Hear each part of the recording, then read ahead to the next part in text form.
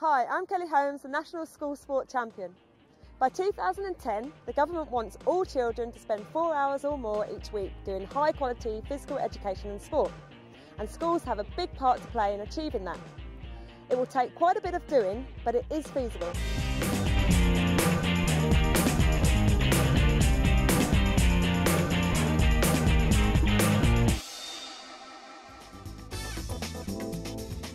The government has set targets for the amount of high-quality physical education and sport it wants students to do in school.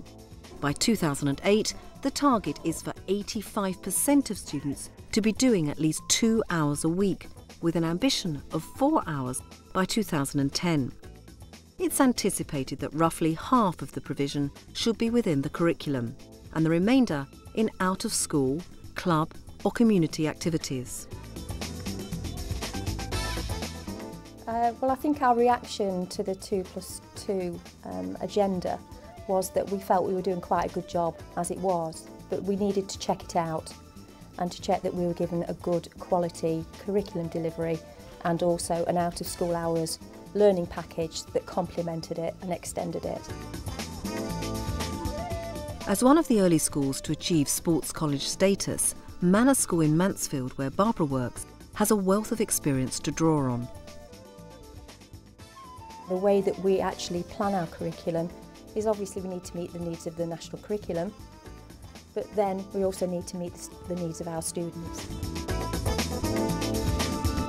We respond to what they say about activities, and we've redesigned the curriculum quite a lot in the last few years in response to what they've said they actually like and they don't like.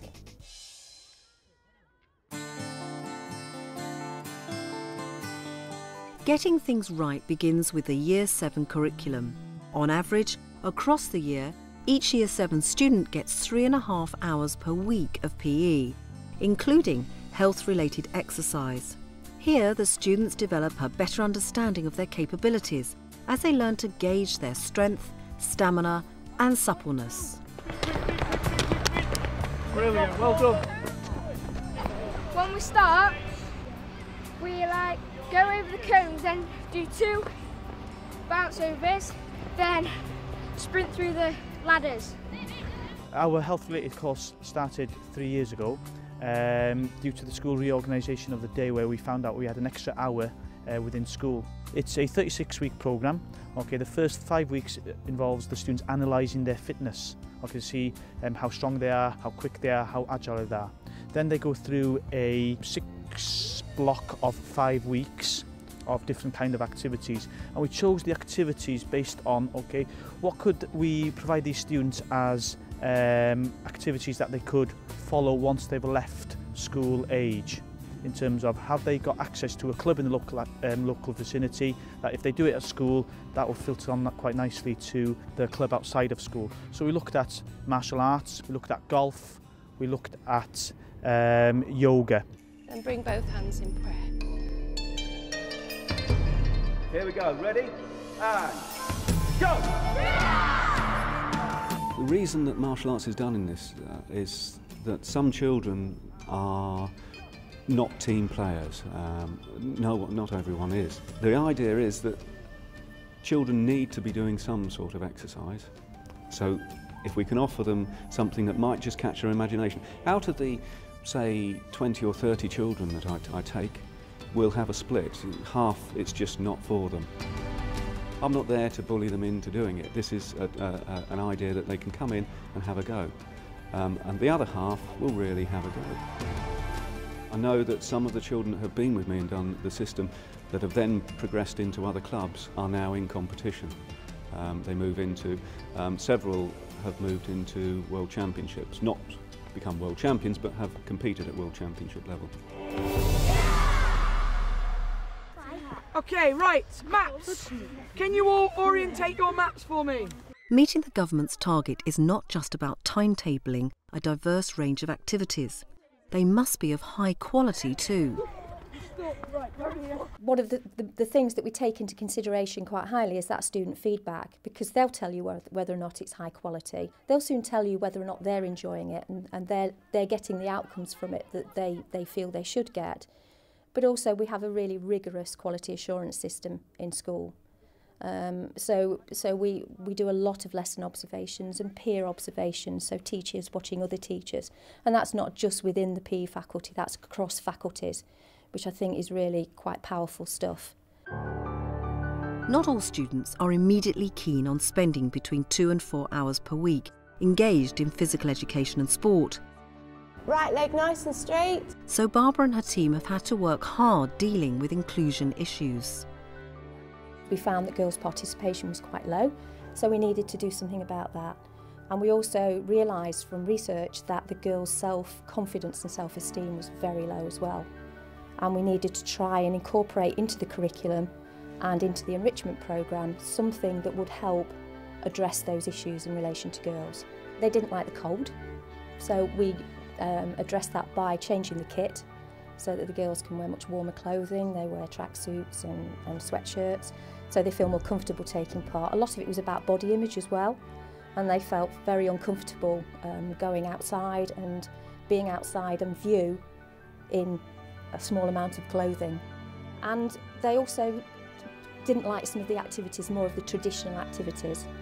They were turned off hockey, netball. What we did was to look at some alternative activities. So we looked along the street dance, because they said they liked dance, the more aesthetic activities, trampolining, etc., gymnastics.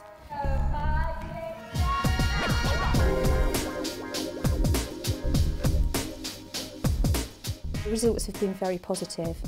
We do now have 100% participation amongst the girls in curriculum time. Out of school hours learning has improved, and we've got quite a few attending community clubs as well.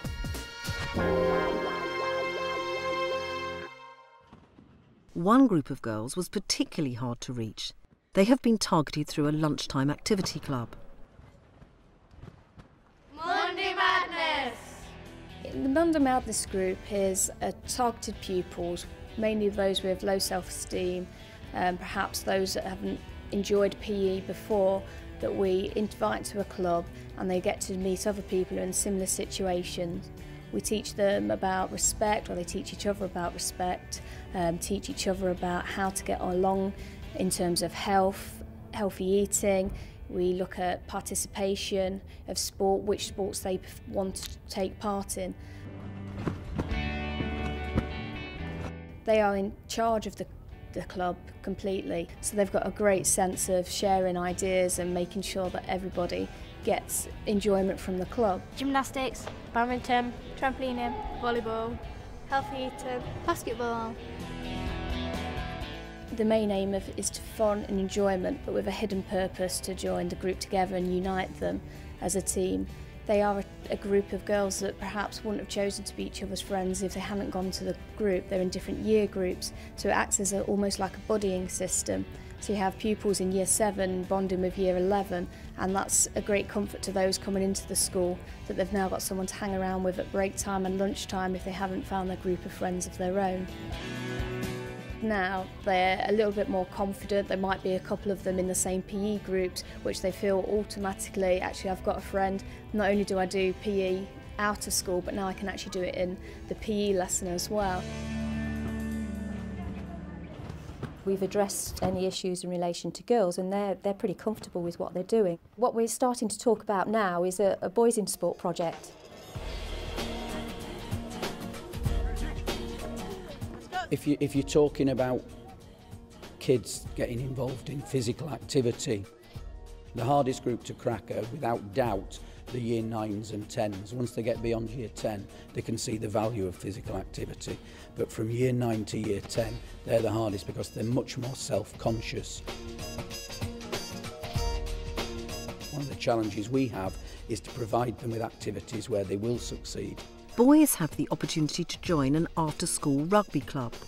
Rugby has a special team ethic, people working together, people feeling good about working together. At the moment, the youngsters that we've got that are going are improving their behaviour. One in particular is improving his behaviour dramatically.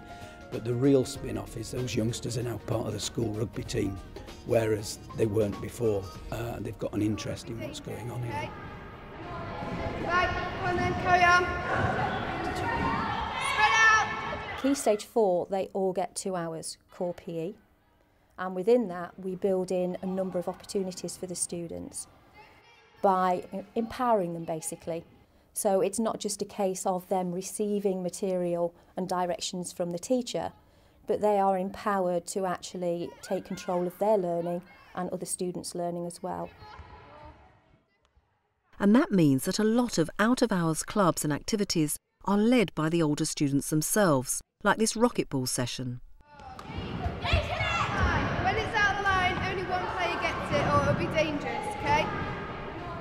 Students actually lead the activity with support from the teacher, and that's quite difficult for the teacher to step back and give the students that power initially, but they quite enjoy it in the end.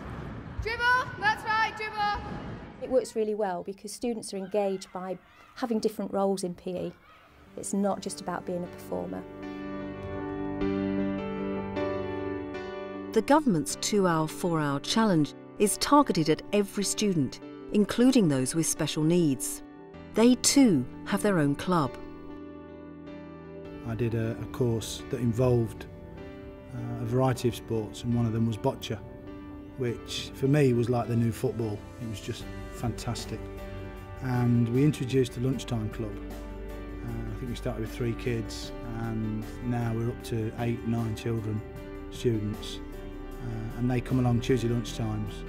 And the plan is to extend that this term to an after school provision. Let's see if we can get right on top of it. Good girl. Self-esteem, raising achievement. They can see our students working alongside the mainstream students, and to a certain extent they're achieving as much as the mainstream students. It allows them to compete on a level that ordinarily they wouldn't be able to. The group of students that I had at lunchtime would not, with any will in the world, make a school team for football, for rugby, for anything, but for bocce, 4 of those students that you saw today have competed in a tournament and taken silver medals. What do we think, guys? What do we think? I think so, fantastic.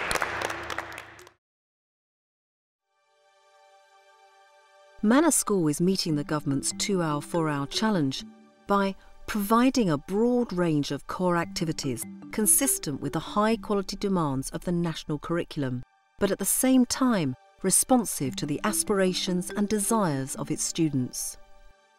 In parallel, there is a very active programme of lunchtime and after-school activities, where special attention is also given to inclusion issues. At every stage, opportunities are maximised for students to become involved with the community and clubs, many of whom meet on site in the Manor Sports Centre. So what advice can Barbara offer to other schools rising to the 2-hour, 4-hour challenge? I think it's looking for an opportunity. We found the opportunity through a reorganisation of the school day. As a specialist sports college, I suppose we've got an advantage because, you know, the staff see the power and they've seen the power of sport. It's about physical activity, it's about getting engaged, and it's about enjoyment, and it's about commitment to what they're doing.